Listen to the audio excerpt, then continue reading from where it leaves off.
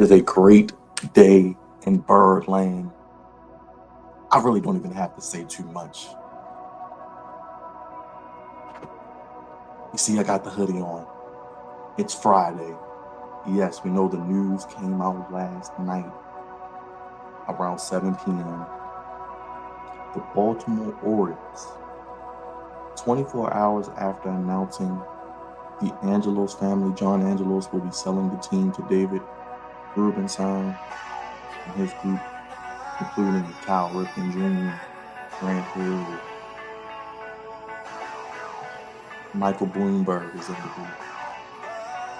And of course, the way Mike Elias has been cooking like Papa H in WWE, the Orioles have not come to play. Made the blockbuster move they've needed to really compete for a World Series this season. I don't even got time to do an intro. I don't even have time to give you all the bells and whistles, but the opening of this video said it all. Holy bleep, this is awesome. You heard the bombs, you heard the horns, you heard the applause, the standing ovation for the Baltimore Orioles. If they officially have traded for their ace, they've got their guy after much, really, speculation and not much movement this offseason. Really just signing Craig Kimbrell. The Baltimore Orioles have their ace. They have a legit, proven #1 starter to throw into their starting rotation with their young stars, with their young pitchers, to really develop and really throw out a rotation, especially in the American League East. Because let's start with your own division. They have a rotation that is good as any in the American League East, in my opinion. We know what New York has. Boston is on a decline. I think Tampa's on a decline. I think Toronto's just kind of middle of the pack, in my opinion. They kind of are. They look good on paper. They're more sizzle than actual steak. And the Orioles have proved it last year, winning over 100 games. The Yankees have retooled. And I honestly think it is a two-team race in the American League East. I think it's between the Orioles and the Yankees. And in my opinion, the Yankees have made some good moves, getting Juan Soto, getting Marcus Stroman, getting some pieces that they really, really need. And I really was intrigued to see what the Baltimore Orioles were going to do. I saw what they did with the Craig Kimbrell move. I loved it. I liked the move. I really did. And I really, really was of the mindset that heading into spring training, I didn't know what the Orioles were going to do. Did I think they were going to make at least one more move? I thought they had to, if you ask me, because you solidified the backing of your bullpen with Craig Kimbrell. Not to diverge off Corbin Burnes too much, but Dylan Tate is returning. He will be back. He had a very, very good 2022. He missed 2023 with injury. He is going to be a key piece in that bullpen. You re-signed Danny Coulomb. You have Ciano Perez. You have Craig Kimbrell. You have Yennier Cano. You have some pieces there. So with Dylan Tate back healthy, which I think he's going to be a very underrated piece of this team in this bullpen. You have Coulomb, who was fantastic last year. You have Perez, who hit his stride in the second half last season. Craig Kimbrell and Cano. Those are 5 legit arms in your bullpen. Would you have loved to have Philly Batista this season? Yes, but he'll be back in 2025. But let's get to the Corbin Burnes trade. Let's read it. And this is from JakeRealLoveMLB.com.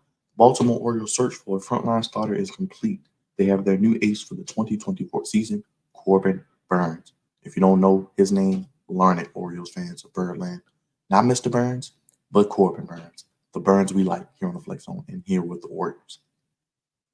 Thursday night, while I was trying to get ready for slumber, Baltimore swung a blockbuster deal acquiring the right-handed Corbin Burnes in a trade with the Milwaukee Brewers. In the return, the Orioles sent infielder Joey Ortiz, MLB Pipeline's number 63 overall prospect, who is a shortstop second base guy, and maybe can even play third base. I heard he has some of the best glove work on the team. Left-hander DL Hall, who had a fantastic second half last season after returning from injury. And it adds in a legit piece. A lefty who can start, possibly he could.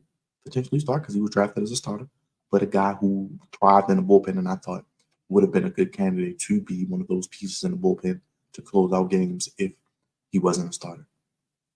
Now, the trade details, we see Corbin Burnes goes to the Orioles. The Brewers receive Joey Ortiz, the number 63 prospect, and DL Hall in a 2024 balanced round A pick, number 34 overall. So like an early second round pick. So not bad, not bad.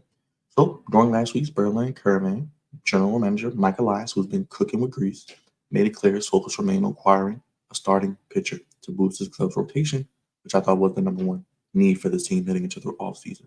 And Goldie previously stated at both the GM meetings in November, nothing really happened, and winter meetings in December where they did sign Craig Kimbrell. But he said he wasn't going to make a move unless it was the right deal, the right fit, the right trade. That is a key there because we heard the Orioles were linked to Dylan Cease. We heard them linked to Jesus Luzardo. Luzardo, to me, isn't really a guy that would have moved the needle. It would have been a lateral move. Maybe it makes you slightly better over Kyle Gibson because you lose him. But it's a guy who's probably a 2 or 3 at best. And the Dylan Cease thing, I always thought that they wanted way more than they needed for Dylan Cease because you're going to have to probably give up Grayson Rodriguez, possibly a DL Hall, and possibly a Connor Norby or Jordan Westberg type or Heston Kjerstad type. You keep Heston Kjerstad, you keep Colton Cowser, you keep Connor Norby, you keep Jackson Holiday, of course, who wasn't going anywhere. You keep Jordan Westberg, who's one of my candidates this year for breakout Oriole of the year, which we'll get to in my preview videos coming up as we're 2 weeks away from spring training.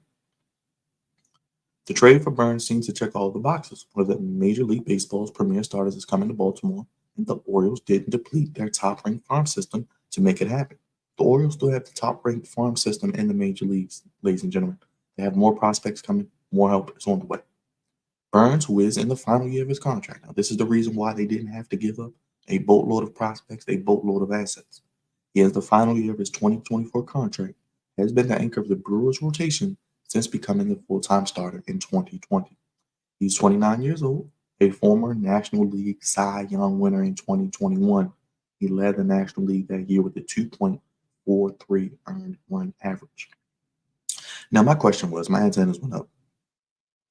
When you make a trade like this for a guy you only have for 1 year, and I'm glad they made the move before the season because you get a full season with him instead of a half a season with the trade deadline. And this goes back to the Ravens as well a little bit because everyone has been down this week. Everyone has been a little depressed. I'm still a little sad. I'm still upset. I'm still angry. I'm still frustrated about what the Ravens did on Sunday. This is the news we needed. First, with the David Rubenstein news, he will be taking over the team at a 40% stake right now, but it looks like he's ready to spend and ready to get pieces to help this team not only win and make the playoffs, but win championships. Haven't had a World Series since 1983. When you look at this, the Ravens traded for Roquan Smith last year. Gave up a second-round pick. He was on the last year of his deal. We saw him get an extension in the offseason. Could we see Corbin Burnes re-sign with the Orioles after the 2024 season?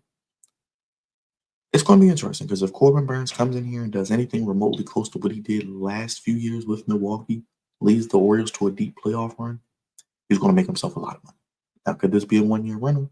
Yes, but I like Mike Elias being aggressive, putting all the chips in the table.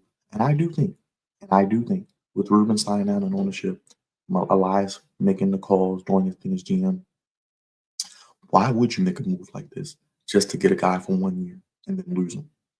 I think the Orioles are going to do everything in their power. I thought 2025 would probably be the year they really start going all in. And it looks like they're a year or two ahead of schedule, which is fantastic because we've been patient as a franchise, patient as a fan base.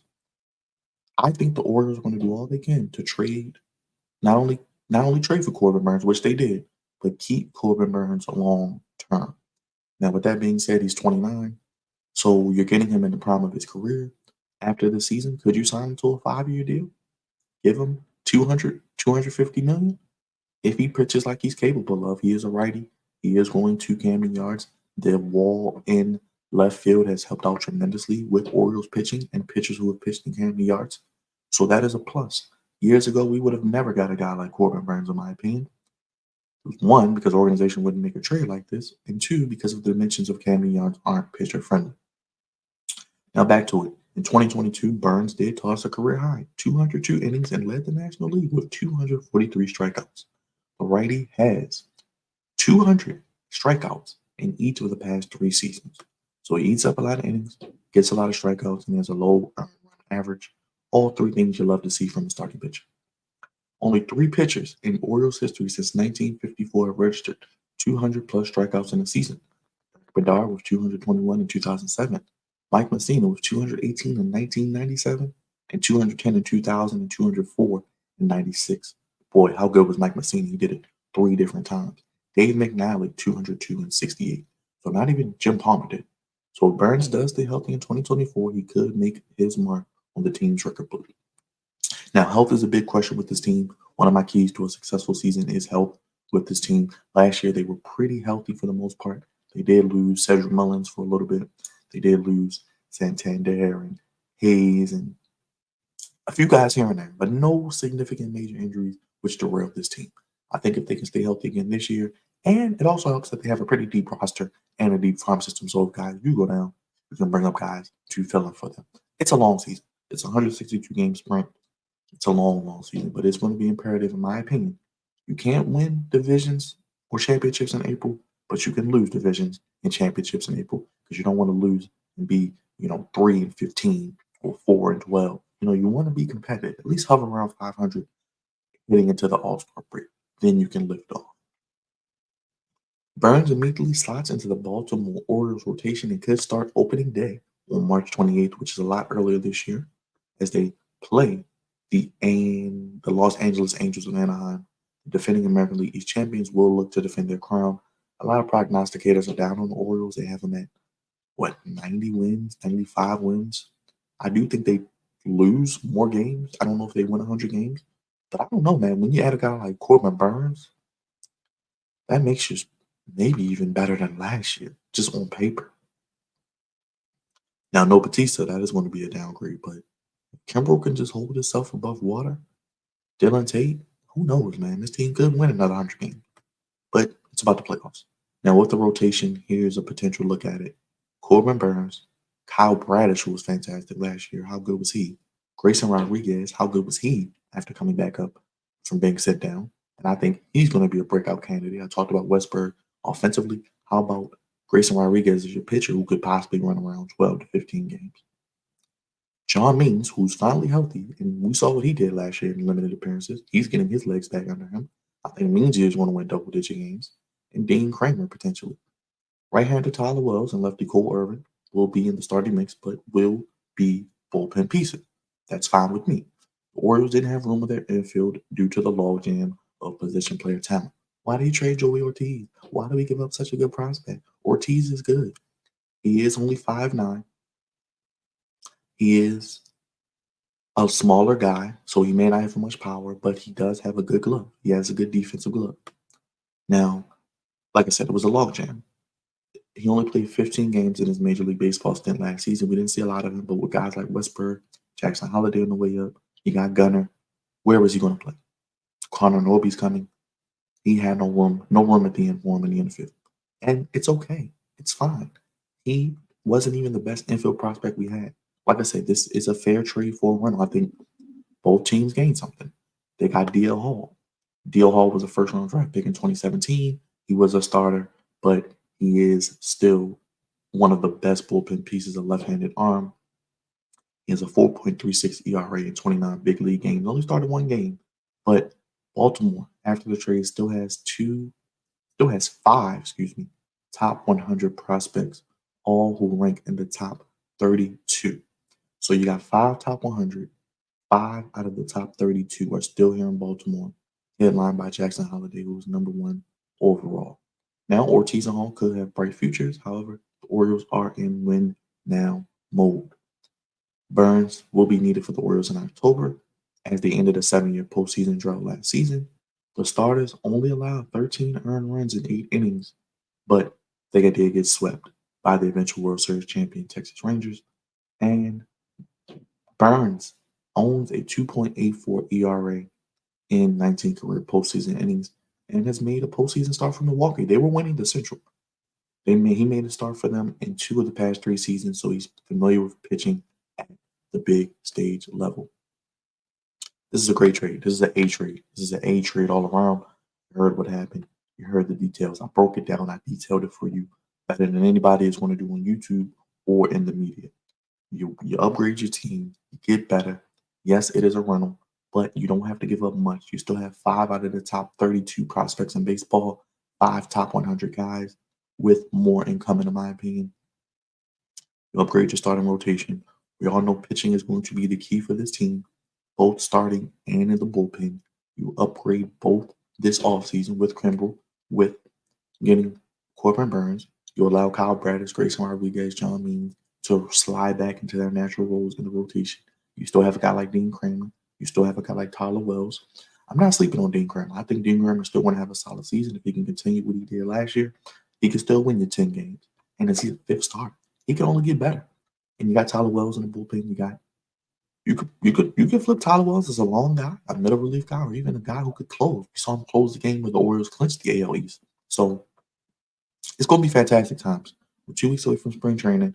As mentioned, the season will start March 28th against the Angels. So that should be, honestly, that series we should handle them lightly. And hopefully he does start opening day. He deserves it, and he is our best pitcher. And it's going to be a match made in heaven. Yes, it is a rental. That is the biggest thing. But I think the Orioles, with the new ownership, with the new people in charge, with guys who are going to spend money, they spent what 1.2, 1.725 to get the Orioles. They'll spend a couple hundred million to keep a starting blockbuster ace pitcher that we haven't had in years. Honestly, when was the last time we had an ace of this caliber? This may be one of the best trades in Baltimore Orioles history when it's all said and done, in my opinion, because he's young. If you can keep him past 2024, you sustain your success. And even if you don't, worst case scenario, we don't keep him. Yes, we lost DL Hall. Yes, we lost Joey Ortiz. But think about the guys we have coming up in our farm system, the guys who are up here already, the guys who will only get better. And you'll have money to play with. Your owners will spend money. Yes, you may lose Corbin Burnes, but I believe you'll get some type of draft pick compensation for that. We know the Orioles draft and develop as well as anybody in Major League Baseball, hence number one farm system. But you'll also have an opportunity to go out there and spend more money. I'm not gonna lie. I was all for it. Let's go get Blake Snell. Let's give him a 2-3 year deal. Short money on the front end and let him play out the rest of the years. Corbin Burnes, I believe, when MLB baseball was ranked the number 2 pitcher in baseball behind Garrett Cole. We know how good Garrett Cole is. We know how good he will be. He's a Cy Young winner every year. The Yankees could lose 100 games and he'll still win 15, 20 games. But Corbin Burnes is really good.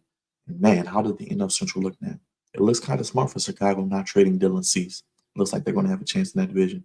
Milwaukee, they may be retooling because they probably weren't going to pay Corbin Burnes what he wanted. And who knows, the Orioles may not spend the money we want them to spend to keep Burnes either. But they go all in this year.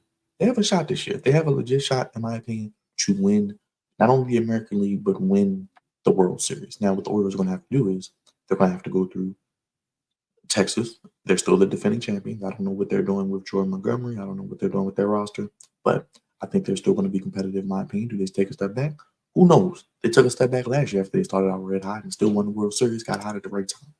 So right now, I'm going to put the Orioles right behind them, and I have the Yankees right there as well. And I can't forget Houston. They got Josh Hader. I think Houston's still going to be pretty good. I think Alvarez got hurt last season, so it's going to be tough. It's going to be some tough teams to play. It's going to be some interesting nights at Canby Yard, some interesting nights on the road. We'll be here covering it. Spring training starts in 2 weeks, so it gives Burnes time to get moved to Baltimore, get adjusted, get what he needs for him and his family before he heads down to Florida. But a lot of the pundits, I'm just reading things and just going off of what we see here. Mike Elias and his group getting an ace pitcher, and it's good. You got to give up good talent to get good talent, especially in the world of baseball. In baseball, cash is king or prospects are king, and the Orioles have plenty to play with. And like I said, you give up Ortiz, whose upside, in my opinion, probably wasn't as high as a Norby, as a Westberg, as a Ortiz, as a Westberg, as a Henderson, maybe even as a Kerstead or Cowser. And I'm intrigued to see what Kerstead and Cowser do this season because you don't trade them, you still have them, and who knows? This team may not be done making moves yet. We could get to the trade deadline, and this team could make another move or another piece if they need. Or they could use these prospects that they had, hold on to them for this year, and maybe next offseason make another big trade for a guy that maybe has a little more control. Who's to say they don't trade for Dylan Cease next year? There are a lot of possibilities. I'm just throwing things to the wall, giving you an opportunity to see what may be hitting our way. Like I said, they have the prospects, they have the talent. I'm expecting Cowser, I'm expecting Kerstead. Where do they play? Not sure, but I'm expecting good years from them, whatever they do. You don't give up those guys. And Ortiz was a guy, in my opinion, that if I had to give up anybody, he was one of the guys I would give up. And if he said DL Hall or Tyler Wells was one of them going to be traded, probably so. And DL Hall seems to have the upside and have the ability to swing back and forth between the bullpen and the starting rotation. So we'll see. So they will get, like I said, the number 34 pick in this year's draft coming up. And Hall is projected to possibly move into the Brewers rotation as well. I think he's going to have a solid season. And I think he could be very, very good. But you have Gunnar Henderson. You have Trex and Holiday, who's on the way up. It's going to be a great season in Berlin. It's going to be a really, really great season in Berlin. And the Brewers did recently sign Rhys Hoskins to a 2-year, $34 million contract last year. And that was pretty much letting Burnes know that he wasn't going to get his money right now until probably next season. And I think Milwaukee's happy with their return. According to a lot of sources, it looks like they like what they got back. They are a franchise like the Orioles. They don't really spend a lot of money, but we'll see. We'll see. Corbin Burnes, we'll see. It is an adjustment, in my opinion, though, going from the National League Central to the AL East, the toughest division in all of baseball. Having played the Yankees or Red Sox, the Rays, and Blue Jays, it's going to be no easy feat, but you play these teams less, you play other teams more, you play every other team. So we'll see. I'm excited for Corbin Burnes. Welcome to Berlin, Corbin. Welcome to Berlin, the Burnes family. We got the right Mr. Burnes. We got the guy who is going to continue to keep this team relevant and help us sustain success of this season. Let's worry about next season when we get there. Let's worry about that stuff when we get there because we got to enjoy the present. We got to enjoy the moment. Just have made not only a blockbuster trade this week, they've made a blockbuster organizational move. They have, in my opinion, solidified themselves as the favorite in the American League East and is one of the 2 or 3 teams, in my opinion, that could win the American League and make it to the World Series. And like I said, the National League is they're not going to be easy. Got the Braves, got the Dodgers, still got the Phillies, in my opinion. It's going to be an interesting ride, and we get started in about 2 weeks. So sound off in the comments, guys. Let me know what videos you want to see for the Orioles coming up this offseason as we head towards spring training. 2 weeks left to go. We're going to do some position previews. I'm going to do a season preview. We're going to look around Major League Baseball, see if anything else pops out wise for content. The Corbin Burnes shirt, like I said, I give it a solid A. He didn't give up too much. Obviously, if he was signed through this season and beyond, he would have probably had to give it up a little more, maybe going to Heston Kjerstad or Colton Cowser, but he didn't have to. So Mike Elias, David Rubenstein, John Angelos, the Angelos family, Sid Meidel, all of the Orioles staff, Kyle Ripken, Grant Hill, Michael Bloomberg, they're all pushing their chips to the middle of the table. They're playing poker. They realized this team had to get better. They had to improve the starting rotation. And what better way to improve the rotation than getting a guy who's been an all-star the past 3 years, former Cy Young winner, over 200 strikeouts, an ERA that is fantastic, and it's going to be in the sub-3s, high 2s even. You put him with Bradish, Grayson Rodriguez, with Means, with Dean Kramer. Let me know, let me know, Berlin. Let me know, Orioles Nation, Orioles fans. Do the Orioles still need to make another move? Does the move solidify them as a team that can make the World Series? Does it mean they will win the AL East again? Do they win 100 games again? I think they could be. I thought they would probably fall back between 93 to 95. They still could win 97 to 100 games. We'll see. I look at the roster, see what else Mike Elias maybe does in the next week or so. But I think with the announcement of ownership change, showing they're willing to make moves, they're willing to put their chips on the table and spend money. These guys didn't become billionaires by accident. So it's going to be interesting to see. Corbin Burnes is now a Baltimore Oriole. I love the move. It's a solid A. DL Hall, we're going to miss you. We're expecting great things from you in Milwaukee. Joey Ortiz, we'll see what you become as well. And we expect great things from you as well. The Brewers could use infield help. He's going to bring that. DL Hall could be a starter or a rotation guy, or a a bullpen guy. He has the versatility, and he's a left-handed arm with high heat. If he can stay healthy, I think it could be a good return for them as well. And the number 34 pick, we'll see what they turn that into as well. But God's favorite host here, giving you guys the Orioles content. I've been up here for almost 30 minutes talking to you guys, but much love to the Rubenstein guys, the new ownership group of the Orioles. Mike Elias, who made this deal happen, and I think he's been on the phone trying to make this deal happen for a couple weeks. And them not being aggressive, waiting, being patient, and allowing the right move to line up with them and what they're willing to part ways with to get what they want in return. So they're cooking. They may not be done yet. We'll see how this season plays out. They may make another move at the trade deadline. They can if they want. Or maybe try to re-sign Corbin Burnes in the offseason. But they can make other moves if needed as well. Maybe they'll spend more money now with the new ownership. But I love this move. This gives me great excitement. As you can see, I got my hoodie on today. Happy Friday. It's not Purple Friday anymore. It is Orange Friday. Oil season, 2 weeks away with spring training. We'll have content on the channel for you. Make sure you subscribe. Let me know how you're feeling. Sign up in the comment section. It is yours. Hit the like button. Helps us out tremendously. We got Orioles content for you all season.